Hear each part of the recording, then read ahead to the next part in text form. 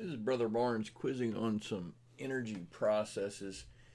Glucose is broken down without oxygen. What is this called?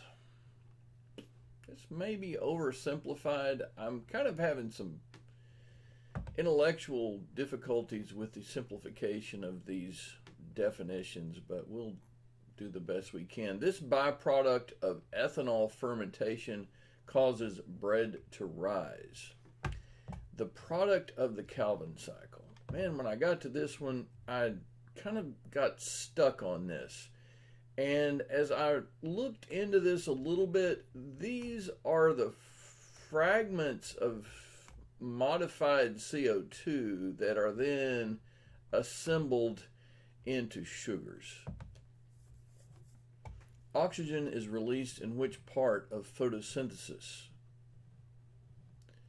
All right, this is very likely oversimplified, but it's what we'll roll with today.